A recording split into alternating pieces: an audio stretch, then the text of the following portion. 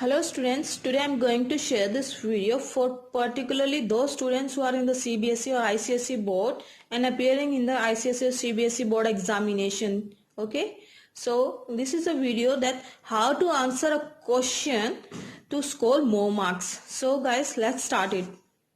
सबसे पहला स्टेप है, हमें जब भी आपको आपकी आंसर शीट मिले उसको फटाफट आप उसकी लाइन ड्रॉ लीजिएगा.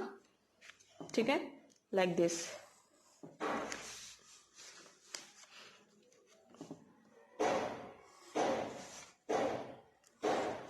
ये आप अपनी उसकी लाइन ड्रॉ कीजिएगा.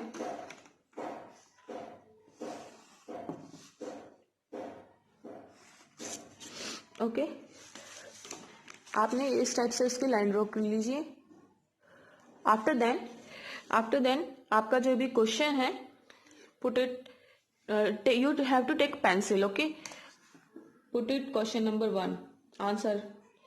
सबसे पहली बात, आप वही क्वेश्चन चूज कीजिए. अगर आप सीबीएसई और आईसीएसई बोर्ड में हैं, आपको क्वेश्चंस पता है कि ये क्वेश्चंस है, ये लॉन्ग टाइप में है, ये शॉर्ट टाइप में है, जो आपको बहुत अच्छे से आता हो, आप पहला क्वेश्चन वो ही चूज कीजिएगा.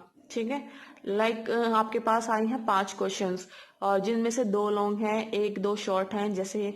तो आपको जो सा सबसे अच्छे से आता है क्वेश्चन, आप वो ही उसका आंसर सबसे पहले लिखिएगा. ठीक है, आपने क्वेश्चन पूछ लिया, उस आंसर का सबसे पहले आप कैसे लिखेंगे, उस क्वेश्चन का answer of the question 1. Okay, answer of the question 1. और उसके बाद आप लिखिएगा उसकी डेफिनेशन. आप पेंसिल को जरूर लीजिएगा. ठीक है, आप लिखेंगे डेफिनेशन. पेन लीजिए आप. ओके, लिखिए डेफिनेशन.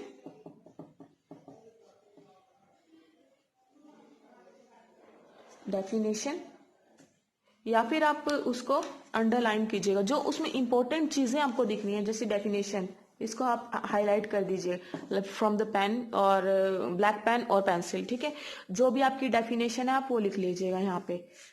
ठीक है, ये सारी हमारी डेफिनेशन आ गई. जो जो इंपॉर्टेंट चीजें हैं उसको आप पेंसिल के थ्रू अंडरलाइन कर दीजिएगा. ठीक है, जैसे डेफिनेशन में कोई भी डेफिनेशन हमने लिख दिया, जिस भी क्वेश्चन के आंसर पूछा गया है उसको डेफिनेशन हमने लिखने के बाद जो उसमें इंपॉर्टेंट चीजें हैं उसको आप अंडरलाइन कीजिएगा with the help of pencil.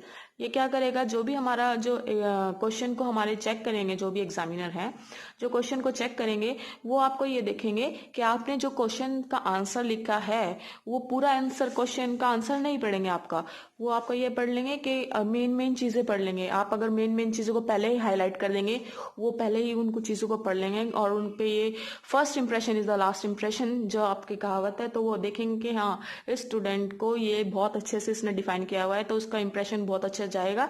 और फिर वो आगे क्वेश्चंस मोस्टली पूरा नहीं पढ़ेंगे, मैक्सिमम स्कोर करेंगे आपके क्वेश्चंस को और वो मैक्सिमम मार्क्स ऑब्टेन कर लेगा बच्चा. ठीक है, फर्स्ट में आपने क्वेश्चन जैसे आपको आता था फर्स्ट क्वेश्चन बहुत अच्छे से, तो उसकी आपने डेफिनेशन लिख दी और इसके जो इम्पोर्टेंट्स डेफिनेशन के ऊपर इम्पोर्टेंट टर्म्स है उसको आपने पेंसिल के साथ हाईलाइट कर लिया.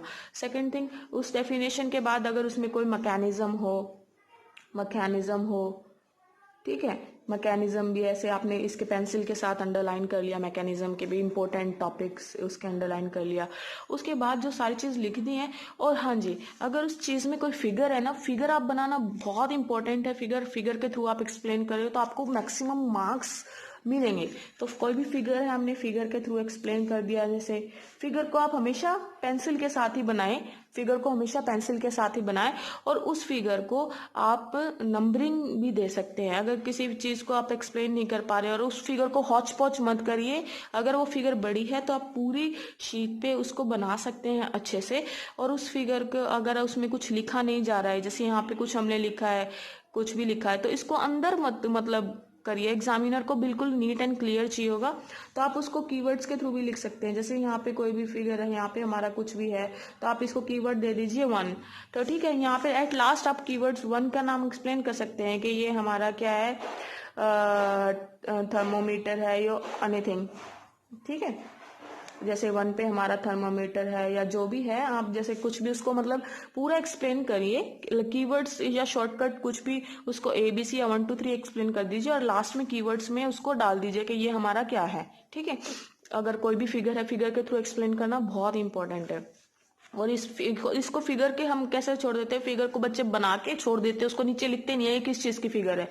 तो ये इस पे मेंशन कीजिए ये फिगर किस चीज की है, FIG, और उसको मेंशन कीजिए कि ये फिगर इस चीज की है, ठीक है।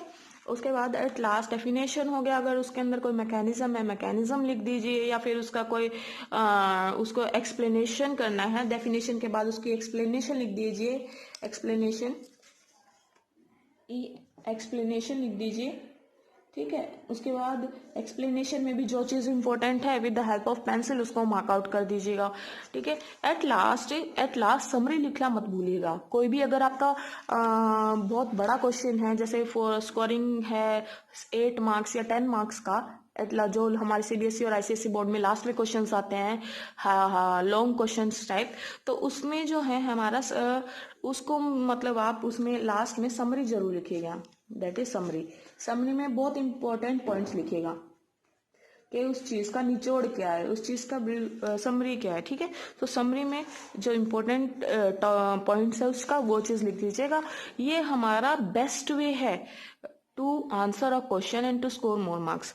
सेकेंड थिंग, अगर आपकी राइटिंग गंदी है, आपकी राइटिंग मतलब बहुत बेकार है, मतलब बहुत ही खराब राइटिंग है, तो आप प्लीज ये नोट डाउन कीजिएगा कि आप जो भी पेन लेके जाइए तो वो निब उसकी पतली होनी चाहिए और बॉल पॉइंट पेन होना चाहिए, ठीक है।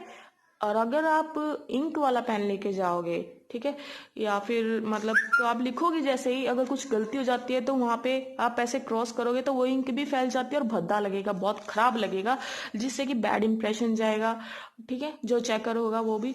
तो ये नोट डाउन कीजिएगा, आपका पेन वाली जो निब होनी चाहिए that should be pointed out, okay. And ball point pen is the best one I prefer, ठीक है।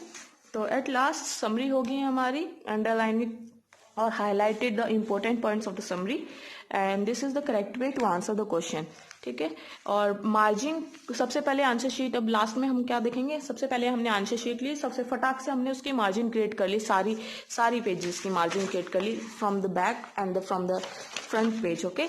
एंड कोई भी क्वेश्चन उठा हमारे, जो हमसे सबसे पहले क्वेश्चन जो वही लिखना है हमें, जो सबसे अच्छे से आता है हमारा, हमें ये CBSE ICSE बोर्ड में ये हमारा कोई भी रूल नहीं है कि हमें क्वेश्चन 1 पहले लिखना है, क्वेश्चन 2 का आंसर बाद में लिखना है, क्वेश्चन 3 का फिर बाद में, ऐसे कोई सीरीज वाइज लिखने का जरूरत नहीं है हमें सबसे पहले क्वेश्चन वही लिखना है, उसका आंसर वही देना है जो हमें सबसे अच्छे से आता हो, ठीक है। उस क्वेश्चन की हमें अच्छे से पढ़ना है, उसकी कोई डेफिनेशन अच्छे से डेफिनेशन लिखनी है, उसकी एक्सप्लेनेशन लिखनी है, उसका कोई मैकेनिज्म हो मैकेनिज्म, और उसको एक्सप्लेन करना with the help of figure को बिल्कुल हॉच पॉच नहीं बनाना है, उसमें हम कीवर्ड्स भी यूज कर सकते हैं, लाइक यहाँ पे कुछ हो कुछ भी है, यहाँ पे कॉर्नर्स पे कुछ है तो हम इसको नंबरिंग भी दे सकते हैं, हम इसको ABC से भी पॉइंट आउट कर सकते हैं। और फिगर को प्लीज एक्सप्लेन करना मत भूलिएगा कि ये फिगर किस चीज की फिगर है, ठीक है।